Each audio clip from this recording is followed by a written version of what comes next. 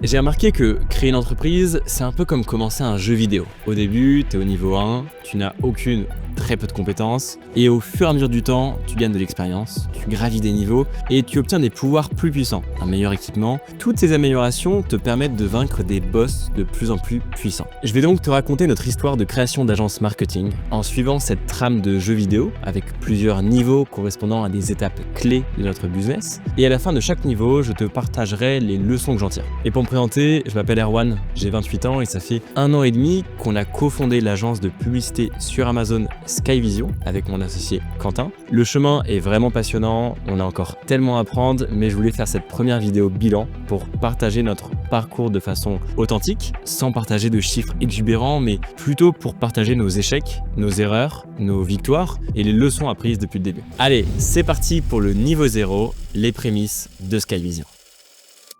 Si jamais tu veux commencer directement dès le début de l'agence, passe au niveau suivant. Alors, tout a commencé le 1er janvier 2023, une date clé qui marque un tournant dans ma vie professionnelle. À l'époque, j'avais 26 ans, avec 4 ans d'expérience sur Amazon, 2 marques créées et 2 ans et demi en CDI pour une marque de textile qui vend sur Amazon. Mais qu'est-ce qui s'est passé à ce moment-là? Comme beaucoup de personnes, après quelques années de salariat, j'ai eu un déclic. Ça faisait presque 5 ans que j'étais à Paris, j'ai pas vu le temps passer et je sentais que j'avais besoin de changement. Un besoin de liberté et de sens qui signifiait concrètement quitter ce fameux métro boulot dodo et monter ma boîte. Donc, on est le 1er janvier 2023, je suis en pleine remise en question de ma vie, devant le feu de cheminée, je m'en souviens. Je me rappelle que j'ai le numéro de téléphone de mon formateur Amazon, Olivier Alain, et comme on a toujours eu un bon feeling, je décide de l'appeler. Et ça a été la meilleure décision de cette nouvelle année, parce que c'est de là que tout a commencé. Le call était super intéressant, Olivier m'a permis de rencontrer son bras droit de l'époque, Quentin, qui coachait depuis longtemps des vendeurs sur Amazon. Très vite, un bon feeling s'est installé et on en venait au même constat.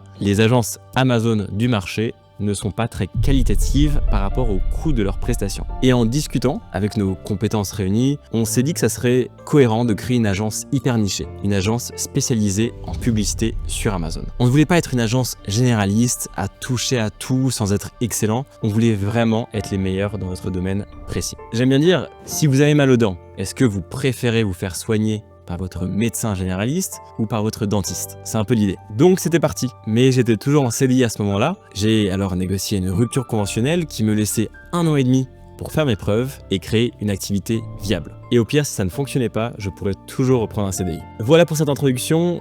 2 leçons que je tire de ce premier chapitre. La première, oser prendre des risques pour aligner sa vie avec ses aspirations. C'est vrai que j'ai quitté un CDI stable et bien payé pour tenter un projet plus risqué. J'adore la phrase de Steve Jobs qui dit « Si aujourd'hui était le dernier jour de ma vie, est-ce que j'aimerais faire ce que je vais faire aujourd'hui ?» Si la réponse est non plusieurs jours de suite, alors je sais que je dois changer quelque chose. C'était totalement mon cas. Ensuite, deuxième leçon, les relations et le réseau sont des accélérateurs d'opportunités. Le fait de connaître Olivier Alain et de l'appeler, j'aurais pu rajouter la notion de culot pour l'appel spontané, je ne savais pas que ça allait avoir une transformation si majeure dans ma vie.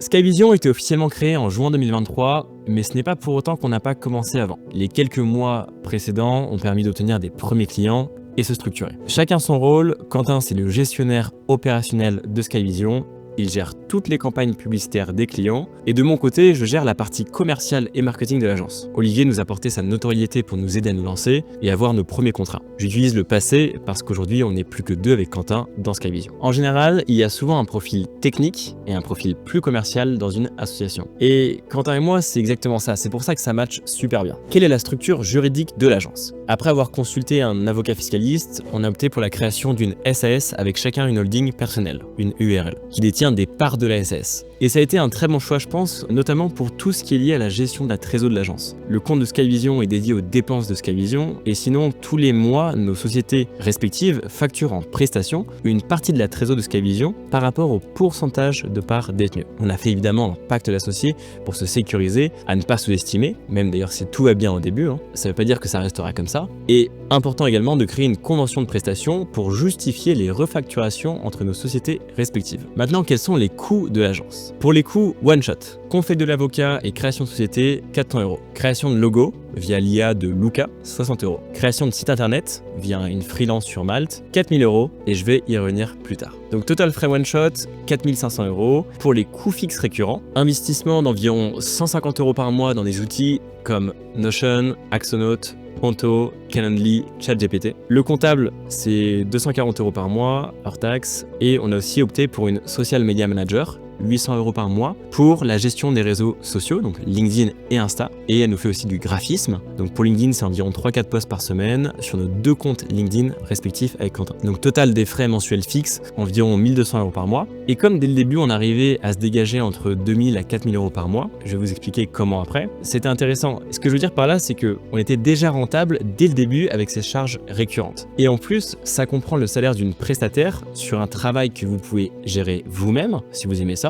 Nous, on le voyait comme un investissement et je pense que c'était un bon choix. On voulait absolument pas le faire, pas le gérer. Et sinon, si on retire ce prestataire, on avait des charges récurrentes de 400 € par mois pour commencer à faire tourner l'agence. Donc très vite, on a donc pu amortir les 4500 € de coût one shot, sachant qu'une partie des frais, comme le site ou la prestataire de réseaux sociaux, c'est vraiment des investissements dans la croissance de l'agence. Ce n'est pas des pertes sèches. Pour terminer sur ce point, c'est ça qui est top avec le fait de lancer une agence. C'est que les marges sont très élevées parce que c'est du service, il n'y a pas besoin de lever de fonds, on est rentable dès le début et très vite on peut cumuler du cash flow pour réinvestir dans la croissance. Maintenant, qu'en est-il de la stratégie commerciale? On peut diviser la stratégie commerciale en 3 sous-parties: l'offre, le pricing et la prospection. Pour l'offre, on va se concentrer sur la plus importante de notre agence, qui fait 95% du chiffre, qui est la création, gestion et optimisation des campagnes publicitaires pour les marques sur Amazon. Une question se pose, celle de l'engagement. Est-ce qu'on impose un engagement au client? Alors, on a tout testé, mais ce qui a très bien fonctionné pour nous, pour lancer l'agence, c'était le premier mois offert. Si vous êtes confiant sur la qualité de votre service, il n'y a pas de raison que le client parte après le premier mois offert. C'était le cas pour nous, la rétention était très importante après ce premier mois offert et aujourd'hui on propose une formule qui est différente,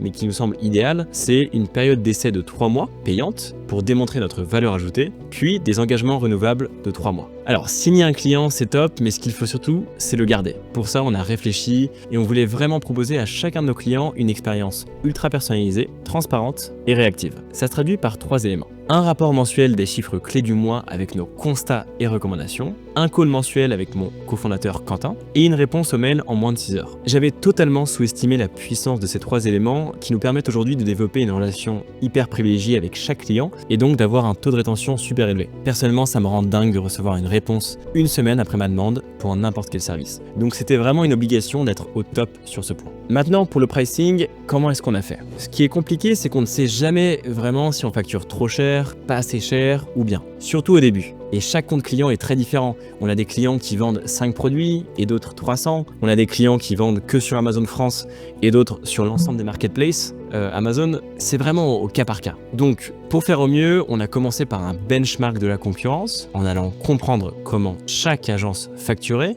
et fonctionnait. Ça nous a donné une bonne idée globale pour savoir comment on pouvait se positionner. L'idée, c'est de commencer environ 20% moins cher que la concurrence pour maximiser les chances de conversion. Puis de remonter ses prix progressivement. Et après, avec l'expérience, vous arriverez à évaluer un tarif adapté à la situation. Et petite anecdote, je me rappelle que parfois, 15 minutes avant des calls prospects, j'en avais encore aucune idée de quoi leur proposer en facturation et je me retrouvais à écrire une proposition très certainement trop basse 5 minutes avant parce qu'on a tendance à ne pas oser facturer, surtout au début. Et sur nos prestations mensuelles, idem, on a tout essayé sans frais d'intégration, avec frais d'intégration, fixe mensuel, variable mensuel. On n'a pas testé la commission sur performance parce qu'on trouve ça vraiment compliqué à mettre en place et à suivre. Et aujourd'hui, on en revient à un modèle classique mais qui fonctionne très bien. Les frais d'intégration one shot plus le variable en fonction du budget ads mensuel. Un point qui était primordial pour moi, c'était les paiements en avance. Aujourd'hui, on ne travaille pas tant que le devis n'a pas été signé et soldé. Ça fonctionne avec tous nos clients et ça permet de travailler dans des bonnes conditions sans se demander si le client va régler la facture ou non. Et c'est aussi une façon de trier les clients sérieux et d'éviter les mauvais payeurs dès le début.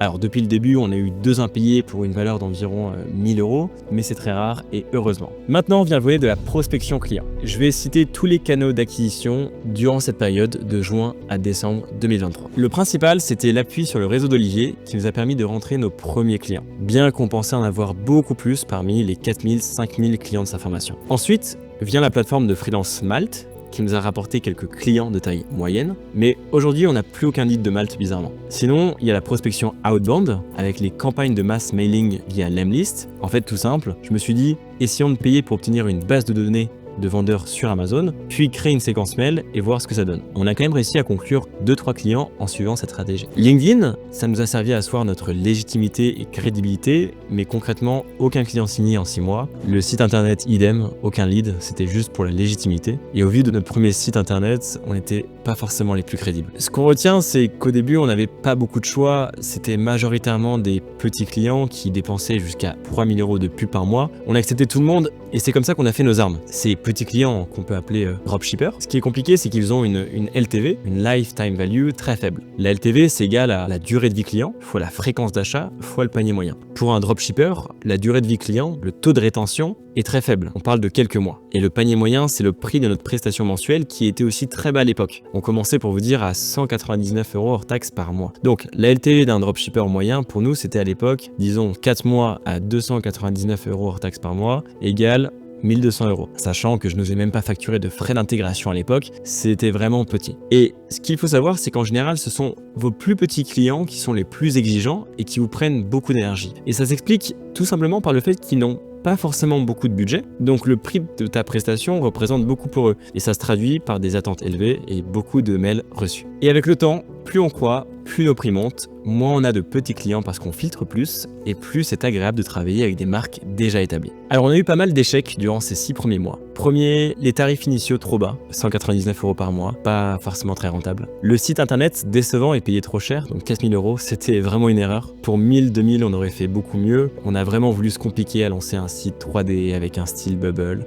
Bref, énorme échec, mais c'est pas grave, on apprend comme ça. Troisième point, la présence sur Instagram sans lead obtenu. On a créé des shorts et des posts inefficaces. Insta, c'est vraiment pas adapté pour du B2B. Les gens sont là pour se divertir. On a aussi écrit un livre qu'on a publié sur Amazon, donc un livre sur Amazon Ads, qui recense toutes nos stratégies qu'on a même publiées sur Amazon. Au final, c'est pas du tout rentable par rapport au temps investi. Et en termes de résultats, jusqu'à fin décembre, on tournait à entre 2000 et 4000 € hors taxes par mois. Ensuite, octobre, 5000. Novembre et décembre, on a passé la barre des 10 000. On était environ 11 000 par mois. Donc, pour atteindre le premier palier des 10K de MRR, le système D fonctionne. Mais ensuite, pour vaincre ce niveau et se diriger au 20K, il faut une autre compétence qu'on va voir tout de suite. Les 4 leçons principales à retenir de ce niveau 1. Première, passez en société quand vous êtes certain de la viabilité de votre entreprise. Testez déjà le modèle en freelance ou en auto-entreprise avant. C'est vraiment important. Deuxième point, testez, adaptez, testez en continu. Rien n'est figé. Faites votre propre expérience. Et c'est pas grave de changer régulièrement. Ça nous est arrivé tellement de fois. Troisième point, être visible sur les canaux d'acquisition qui fonctionnent. LinkedIn, Malte, ComeUp, le site internet, YouTube si vous le pouvez, mais évitez Instagram comme on a fait. Quatrième leçon, priorisez l'essentiel avec une logique Pareto. 20-80, en temps, en priorité et en coût. Donc concentrez-vous sur des tâches génératrices de valeur ajoutée. En gros, ne passez pas 2 semaines à faire des CGV ou trouver un nom d'agence. À l'essentiel. Avant de continuer, si vous appréciez la vidéo, n'hésitez pas à vous abonner à la chaîne, à liker, à commenter. C'est vraiment important pour nous, ça nous encourage, c'est hyper motivant. Merci.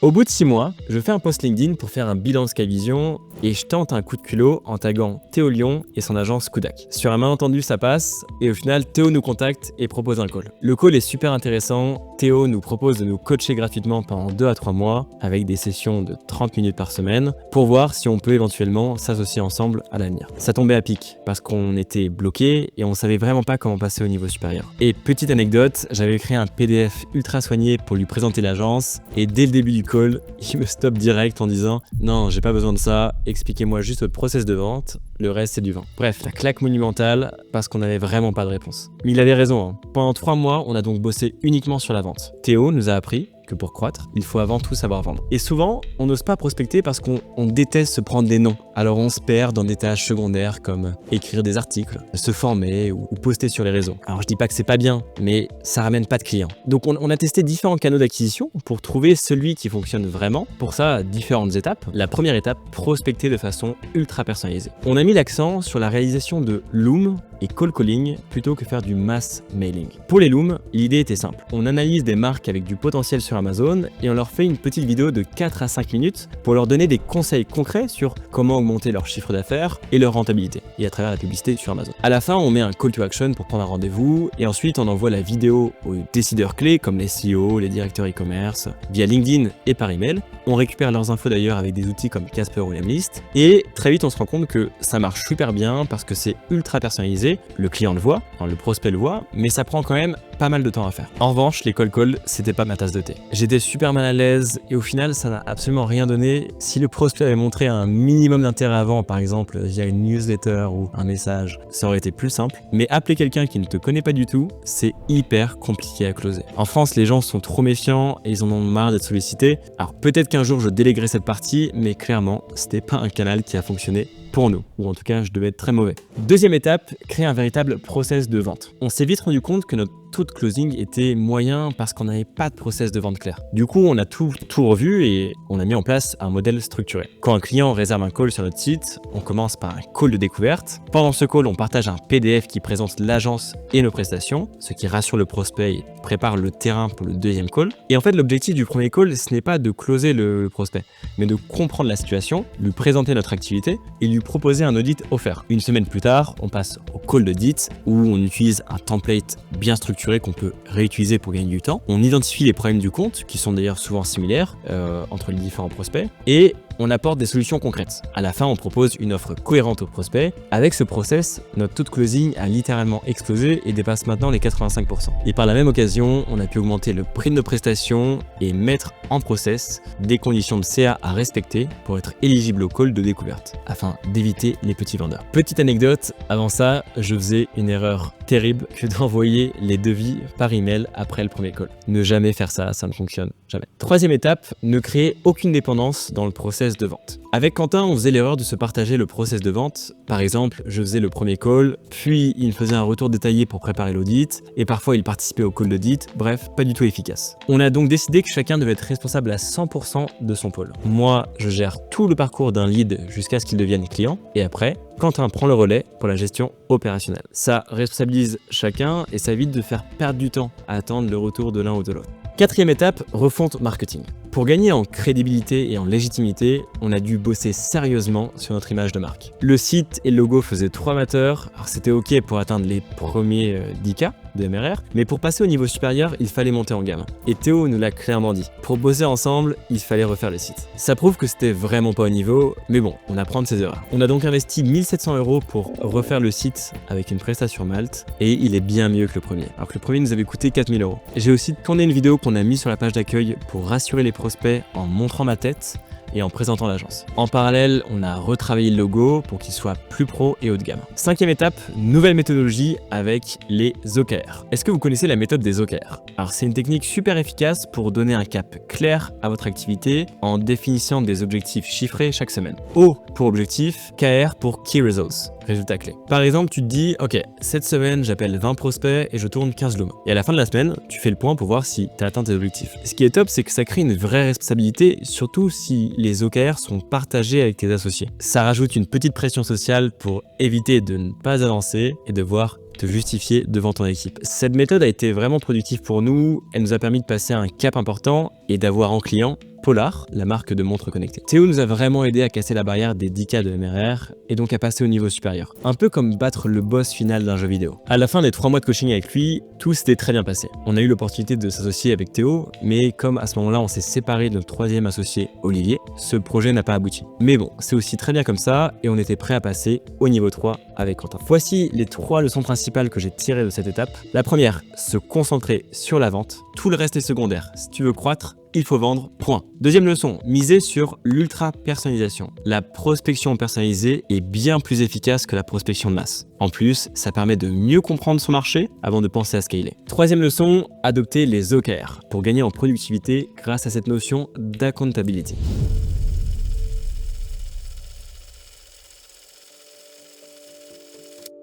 Une fois que notre process de vente était bien rodé, il était temps de passer à l'étape suivante, déléguer la gestion opérationnelle des ventes. Mais pourquoi? En tant que CEO, mon rôle, c'est de me concentrer sur les tâches à forte valeur ajoutée et pas de passer des heures sur des trucs chronophages comme chercher des marques sur Amazon, scraper des contacts, créer des looms, envoyer des emails, etc. Et en plus, j'aimais pas ça, donc c'était ni efficace ni soutenable. Je voulais vraiment me focaliser sur ce que je préfère, les calls prospects et le marketing. La solution était simple, embaucher pour déléguer. J'ai pris un assistant virtuel à 650 € par mois pour gérer la recherche de marques et la collecte d'infos des prospects. Alors bien sûr, ça demande du travail au départ. J'ai dû créer des fichiers clairs sur Drive et passer du temps à former la personne avec des looms, mais c'est un investissement et ça se rentabilise assez vite. J'ai aussi pris un prestataire français pour faire les looms. Il est payé en partie avec la conversion en call et la conversion en client, avec des primes cumulatives. Et donc là encore, la formation était essentielle. Et grâce à ce système, je ne m'occupais plus que des calls bookés par les prospects. Malgré ça, il y a eu 2 gros échecs. Le premier échec, la conversion des looms.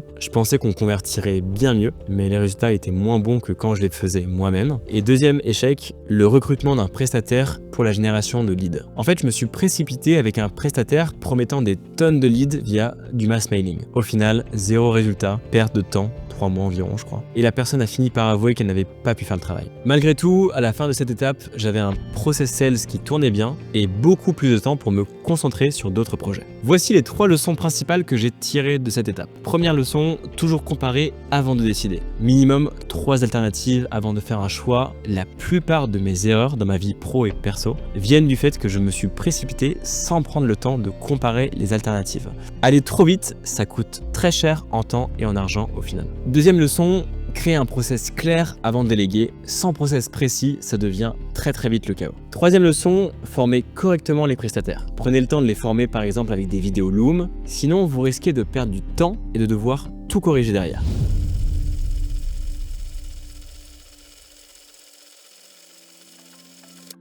Maintenant que le process sales est efficace et délégué, on peut commencer à réfléchir à scaler. Mais pour scaler et garder la même qualité de prestation, un point est vraiment crucial pour nous, on doit s'attaquer à la gestion opérationnelle des clients. En bref, si Quentin aujourd'hui peut gérer jusqu'à 20 comptes clients, comment faire en sorte qu'il puisse en gérer 30 ou plus, tout en gardant la même qualité de service? Pour ça, il faut s'attaquer à 3 points. Premier point, déléguer, ensuite standardiser et automatiser. Déléguer les tâches qui vous prennent du temps, que le client ou un prestataire peut faire. Exemple, pour l'intégration de compte, demandez au client de nous envoyer un Excel de tous ses produits en vente sur Amazon pour éviter de le faire nous-mêmes. En faisant ça, on gagne un temps fou et le client est encore plus impliqué dans notre collaboration. C'est vraiment important pour générer des top résultats. Ensuite, standardiser. Alors ça ne signifie pas ne pas personnaliser. C'est simplement créer des templates préfaits, exemple template de mail d'intégration client, puis de personnaliser le mail adapté au client. Troisième étape, automatiser. C'est mettre en place un process via l'IA ou le code ou le no-code pour faire en sorte que des actions soient faites sans intervention humaine. Par exemple, automatiser la variation des enchères de mots-clés et celle des budgets de campagne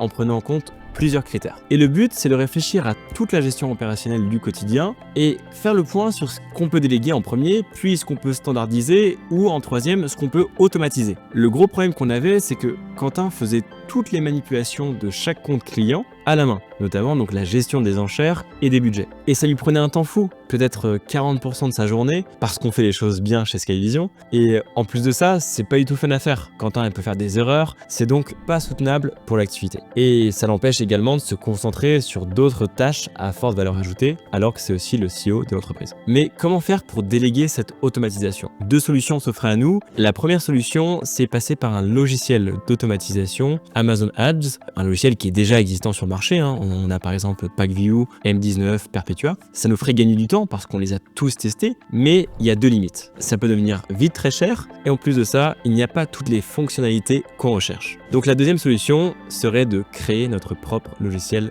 d'automatisation en interne. Et c'est top pour 4 raisons. Le fait d'avoir un logiciel ultra adapté à nos besoins, le fait de ne pas dépendre d'une solution externe, le fait d'économie sur la durée, parce qu'on paye principalement des frais de développement one-shot, et en 4e point, de créer un actif au sein de Skyvision, qu'on peut valoriser si revente éventuelle. On s'est donc lancé là-dessus, et après un process de décision respecté, comme on s'est dit, avec plusieurs alternatives, on a trouvé un développeur top, et le logiciel est en cours de test final. Donc avec ça, Quentin gagne 40% de plus de temps qu'il peut allouer sur le prochain niveau, on va voir tout à l'heure. Donc on peut améliorer nos performances en plus de ça avec un logiciel qui est plus efficace qu'un humain. et qui ne fait pas de faute. Alors, durant ce niveau, on était bloqué en termes de génération de clients parce que Quentin n'était plus en mesure de gérer plus de comptes. On en a donc profité pour reculer pour mieux sauter en automatisant au mieux la gestion opérationnelle. La leçon principale de ce niveau, c'est tout simplement se dégager du temps en réfléchissant à déléguer, standardiser, automatiser au mieux la gestion opérationnelle.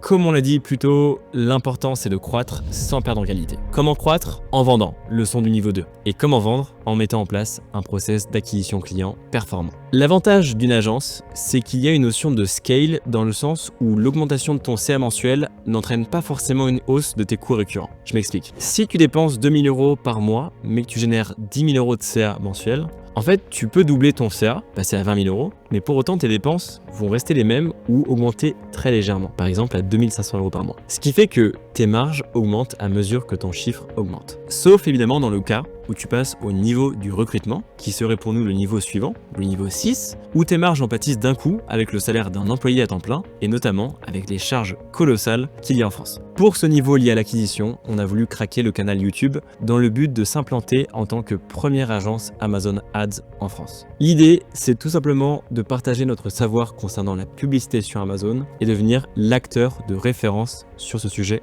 en France. YouTube, c'est ambitieux. Il y a un vrai travail derrière chaque vidéo, que ce soit la réflexion du titre, l'écriture du script, l'enregistrement de la vidéo, le montage de la vidéo, la création de la miniature, la publication. Vous comprenez que ça prend du temps. Cette vidéo m'a pris le plus de temps à écrire. J'y ai passé entre 10 et 15 heures, mais ça me tenait absolument à cœur de la faire. Alors on travaille avec plusieurs prestataires, on tourne en studio et chaque vidéo nous coûte environ entre 350 à 500 €, incluant le studio, le monteur et la miniature. C'est donc un budget qui n'est pas forcément rentable sur du court terme, j'appelle ça un investissement. Et c'est justement l'accomplissement des niveaux 3 et 4 qui nous ont permis de nous dégager du temps pour se focaliser sur YouTube. Et oui, il faut être visible pour vendre. Justement, pour travailler le SEO de notre site et notre visibilité, on fait en sorte d'être présent sur le plus de sites possible de comparateurs d'agences Amazon ou qui ont un lien avec Amazon. Et sinon, on va pouvoir bientôt commencer la pub sponsorisée avec notamment Google, Facebook, Insta, LinkedIn. Donc pour ça, on a mis en place tout notre tracking avec Google Tag et on a aussi des e-books qui vont être mis en ligne pour pouvoir se constituer une base mail. Et pour finir, afin de créer un process d'acquisition centralisé et un tracking impeccable,